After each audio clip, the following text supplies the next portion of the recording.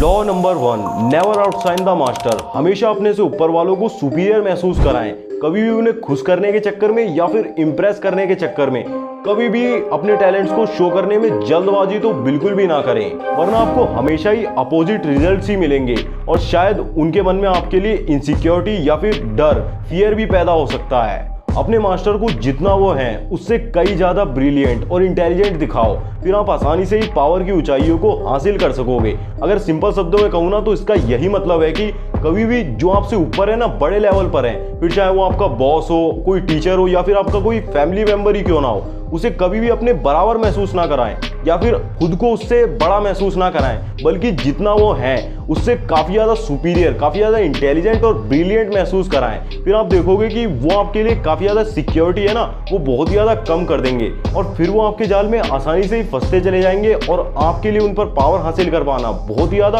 आसान हो जाएगा। तो दोस्तों, वीडियो को स्टार्ट करने से पहले मैं एक छोटी सी अनाउंसमेंट करना चाहता हूं कि आपके इतने सारे कमेंट्स आने के बाद मैंने ये सोचा है कि हम 48 लॉज ऑफ पावर पे, जो कि रॉबर्ट ग्रीन ने लिखी है, इस पर एक सीरीज बनाते हैं और जो इसका हर एक लॉ है ना उसे डिटेल में और डीप में समझते हैं। हर एक वीडियो एक लॉ के ऊपर होगी, जैसा कि आज की इस वीडियो में करने वाले हैं। आज हम फर्स्ट लॉ के बारे में जानेंगे, नेवर आउटशाइन द मास्टर। ऐसे ही हर वीडियो में हम एक लॉ के बारे में जानेंगे। तो ये जो सीरीज है ना, इसका एक वीडियो, स्पेसिफिक वीडियो संडे को 8 PM पर आएगा। हर संडे को, एवरी संडे 8 PM आपको एक वीडियो मिलता रहेगा। तो अगर आप इस सीरीज में इंटरेस्टेड हो तो चैनल को सब्सक्राइब जरूर कर लेना, ताकि आपके पास उसका नोटिफिकेशन पहुंचता रहे। तो इससे पहले कि हम इस लॉ के बारे में और आगे डिटेल में समझें, हम थोड़ा पावर के बारे में जान लेते हैं कि पावर एक्चुअल में होती क्या है, क्यों हमें पावर को हासिल करने की जरूरत होती है। रॉबर्ट ग्रीन बोलते हैं कि अगर आप पावर के गेम को मास्टर करना चाहते हो ना, तो आपके लिए दुनिया को देखने का जो आपका नजरिया है ना, पर्सपेक्टिव है, उसे शिफ्ट करने की जरूरत है। आपके अंदर दुनिया को देखने का एक अलग नजरिया होना चाहिए। आप भेड़ चाल में शामिल नहीं होने चाहिए। इसके लिए आपको काफी सालों की मेहनत, काफी सारे एफर्ट्स और पेशेंस की जरूरत होती है और कुछ स्किल्स हैं जिनकी जरूरत होती है, जिनके बारे में मैं आपको बताता हूँ। अगर आप एक बार इन स्किल्स को मास्टर कर लेते हैं ना, तो आप आसानी से अपनी लाइफ में लॉज ऑफ पावर को अप्लाई कर सकते हैं और उनका लाभ उठा सकते हैं, पावर को हासिल कर सकते हैं। इन स्किल्स में सबसे बड़ी स्किल होती है, सबसे इंपॉर्टेंट स्किल होती है the ability to master your emotions.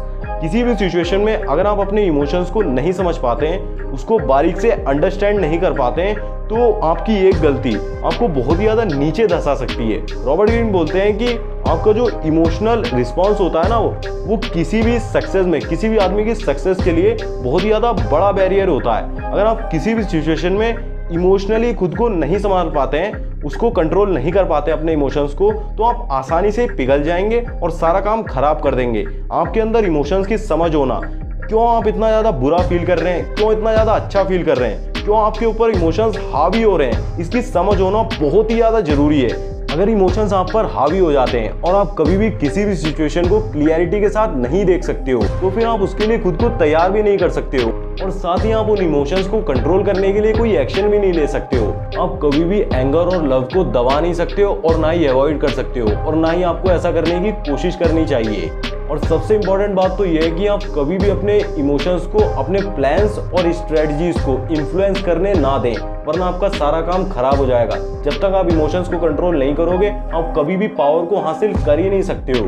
मतलब आप खुद ही सोचो ना, जब आपको ये समझ ही नहीं आ रहा है कि मैं इतना ज़्यादा बुरा, इतना ज़्यादा अच्छा या फिर किसी भी इमोशंस को इतना ज़्यादा क्यों फील कर रहा हूँ, क्यों ये मेरे ऊपर हावी होते जा रहे हैं, तो इसका मतलब आपका इमोशनल कंट्रोल बहुत ही ज़्यादा लो है। सेल्फ कंट्रोल जो होता है ना, बहुत ही ज़्यादा लो है, तो आप कभी भी पावर को हासिल कर ही नहीं सकते हो। तो सबसे पहले तो सेल्फ कंट्रोल पर फोकस करो, इमोशनल कंट्रोल पर फोकस करो। इस पर मैंने इस वीडियो में बात की थी। अगर आप और भी डिटेल में जानना चाहते हो तो उसका लिंक मैं आपको आई बटन में और डिस्क्रिप्शन में दे दूंगा, आप एक बार जरूर चेक कर सकते हो।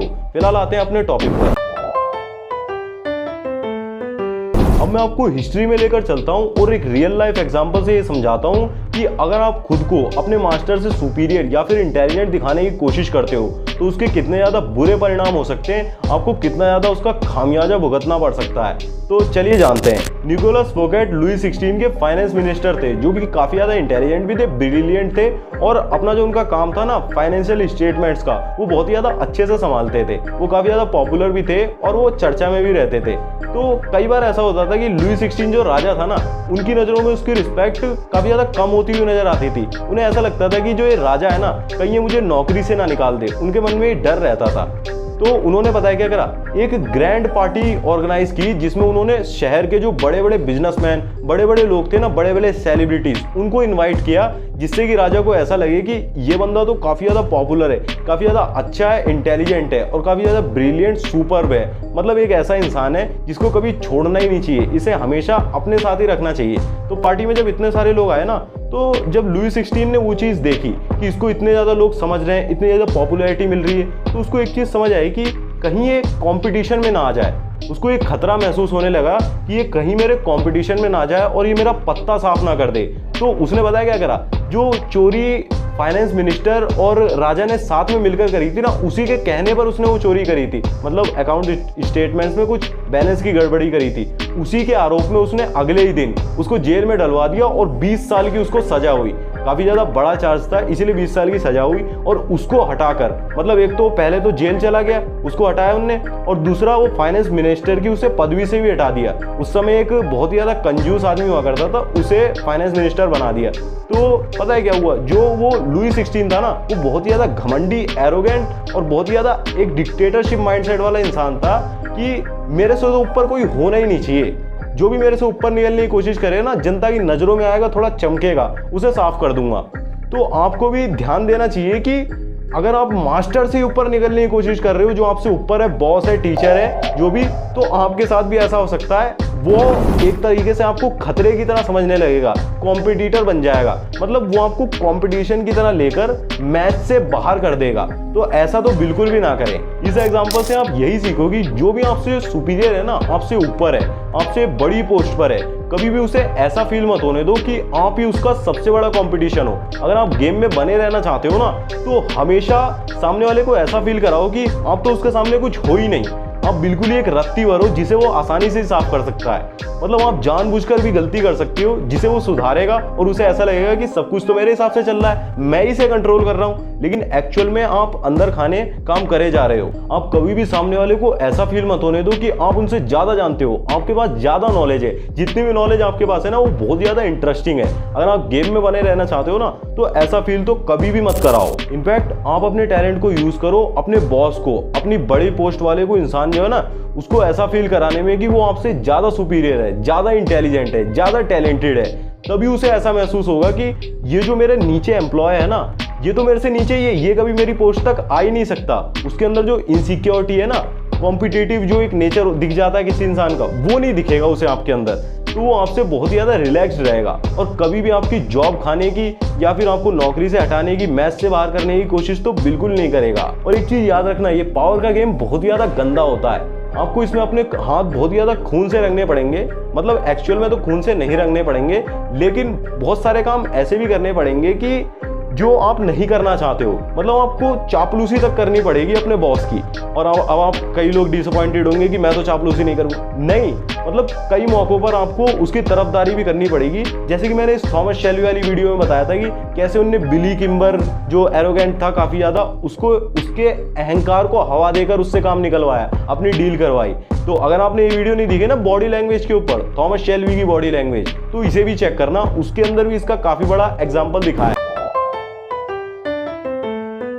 आज आप सीख रहे हो कि चालाकी से गेम कैसे खेलते हैं। आज तक तो आप बेवकूफ़ी वाले गेम खेल रहे थे, सामने वाले को इंप्रेस करने के चक्कर में जल्दी से जल्दी अपनी खूबियों को, टैलेंट को शो करे जा रहे थे। बट आज से आपको पता है क्या करना है, आप अपने से ऊपर वाले को ऐसा महसूस कराओ कि आप बहुत ही ज़्यादा होशियार हो, बहुत ही ज़्यादा टैलेंटेड हो, बहुत ही ज़्यादा इंटेलिजेंट हो, और हम तो क्या हैं, हम कुछ भी नहीं है, हम तो फकीर हैं, ऐसा महसूस कराओ। अगर आप अपने आप को सामने वाले से ज़्यादा टैलेंटेड शो करने के चक्कर में रहेंगे ना, तो आपके अपने करियर में ग्रोथ पाने के चांसेस के बढ़ने की बजाय होगा ये कि जो भी आपके कंपटीशन में है ना, उसे ऐसा महसूस होने लगेगा कि ये इंसान तो मेरे लिए खतरा बन सकता है। वो आपसे डरने लगेंगे, कभी भी आपको सपोर्ट नहीं करेंगे। उन्हें ऐसा महसूस होने लगेगा कि कहीं ये मेरे से आगे ना निकल जाए, कहीं ये मेरे लिए खतरा ना बन जाए, कहीं ये मुझे दबा ना दे और मुझे कुचल कर मेरी पोस्ट को हासिल ना कर ले। वो इनसिक्योर फील करने लगेंगे। फिर होगा यही कि जितने भी लोग होंगे ना, आपसे बात तक नहीं करेंगे, बिल्कुल भी सपोर्ट नहीं करेंगे, और आप ऐसा लगने लगेगा उन्हें कि आप उनके खिलाफ हो, आप उनको कुचलना चाह रहे हो। तो ऐसा तो बिल्कुल भी ना करें। अब मैं आपको 3 रियल लाइफ एग्जांपल से रिलेट करवाने वाला हूं, जिसके बाद आपको ये समझ आ जाएगा कि जो इंफॉर्मेशन मैं आपको दे रहा हूं ना वो कितनी ज्यादा इफेक्टिव है। तो सबसे पहला एग्जांपल है हमारा एक टीचर और एक प्रिंसिपल का। आप मान लो कि स्कूल में एक प्रिंसिपल है, एक टीचर है। जो टीचर है ना वो प्रिंसिपल से काफी ज्यादा इंटेलिजेंट है, ब्रिलियंट है और काफी ज्यादा अच्छे से बच्चों को पढ़ाता है। बच्चे उसकी काफी ज्यादा रिस्पेक्ट करते हैं और इतनी अथॉरिटी वो रखता है कि अगर वो कुछ कह देता है ना प्रिंसिपल के खिलाफ तो बच्चे भी प्रिंसिपल के खिलाफ हो जाते हैं और वो स्कूल में चाहे तो छुट्टी तक करा सकता है। तो आप सोचो कि कभी भी प्रिंसिपल ऐसे टीचर को बड़ी पोस्ट पर, बड़े लेवल पर पहुंचाना चाहेगा? नहीं, क्योंकि उसे ऐसा लगेगा कि एक ना एक दिन ये भी स्कूल का प्रिंसिपल बन सकता है। ऐसा हो सकता है, एक्चुअल में ऐसा हुआ है। जब मैं स्कूल में था कि एक टीचर ऐसा था जो हमेशा प्रिंसिपल को नीचे दिखाने की कोशिश करता था, अपने आप को सुपीरियर दिखाने की कोशिश करता था। तो कुछ ही दिनों बाद उसको ट्रांसफर ऐसे क्लास में कर दिया गया, मतलब नीचे लेवल पर ट्रांसफर कर दिया गया। कहाँ वो 10th में पढ़ा रहा था और उसे ट्रांसफर करके 6th की क्लास दे दी गई और 6th में वो मैथ पढ़ाने लग गया। तो यहाँ पर आप देख सकते हो कि जो भी इंसान बड़े लेवल पर होता है ना वो कभी भी नहीं चाहता है कि मेरी सत्ता किसी और को मिल जाए। वो कॉम्पिटिटर को बिल्कुल ही खत्म करना चाहता है। और दूसरा एग्जांपल है हमारा पॉलिटिक्स का। पॉलिटिक्स में आप देख ही सकते हो कि जो भी सरकार गवर्नमेंट इस टाइम पर है वो ज़्यादातर राज्यों में ये काम कर चुकी है, जहाँ भी उसे ऐसा लगता है ना कि ये जो सीएम है ये मेरे से ज़्यादा चमक रहा है, तो जो हमारे पीएम है ना वो ऐसा करते हैं, उसको उठाकर ट्रांसफर कर देते हैं किसी और जगह, किसी और सीट के लालच में उसे भेज देते हैं। तो कभी भी जो एक एरोगेंट, एक नार्सिसिस्ट पर्सनैलिटी वाला इंसान होगा ना, एक डिक्टेटर माइंडसेट वाला होगा, वो पता है क्या करेगा? जो भी इंसान ऐसा दिख रहा होगा ना कि ये एक समय पर मेरी सत्ता को हासिल करेगा और लोग इसके दीवाने ज्यादा है मेरे से ज्यादा, तो वो उसे कैसे ना कैसे लोगों की नजरों से दूर कर देगा। तीसरा एग्जांपल है हमारा एक टॉपर स्टूडेंट और एक टीचर का। जो एक टॉपर स्टूडेंट होता है वो कभी भी टॉपर इसलिए नहीं होता है, टीचर को फेवरेट जो होता है ना, टीचर का फेवरेट बच्चा, वो कभी भी टीचर का फेवरेट बच्चा इसलिए नहीं होता है कि वो बहुत ही ज़्यादा अच्छा है पढ़ने में या फिर वो बहुत ही ज़्यादा मार्क्स लेकर आता है, नहीं, बल्कि इसलिए क्योंकि वो टीचर को सुपीरियर महसूस कराता है। वो टीचर को ऐसा फील कराता है कि जो भी इंफॉर्मेशन टीचर उसका दे रहा है ना, उसे मास्टर है जो भी इंफॉर्मेशन वो दे रहा है, तो उसके लिए वो बहुत ही ज़्यादा काम की है, वो बहुत ही ज़्यादा अच्छी इंफॉर्मेशन उसे दे रहा है। वो टीचर को ऐसा फील कराता है। लेकिन जो बैक बेंचर्स होते हैं ना वो हमेशा टीचर को ये फील कराते हैं जो भी इंफॉर्मेशन उनके पास है वो टीचर से ज़्यादा है और वो अपग्रेडेड है, मतलब उनके अच्छे नंबर भी आ जाएंगे तो टीचर उनकी तारीफ नहीं करेगा। लेकिन जो टीचर के, इसे कह सकते हैं आप, चापलूसी कर रहा है, मतलब एक तरीके से उसे अच्छा फील करा रहा है। इसको आपको करना पड़ेगा अगर आप पावर हासिल करना चाहते हो। फिर इससे फायदा क्या होता है? मैं भी क्लास में ऐसे ही था, मैं 10th और 9th में टॉपर रहा हूँ क्लास का और काफ़ी ज़्यादा मॉनिटर भी था, तो टीचर मेरी काफ़ी ज़्यादा रिस्पेक्ट करते थे।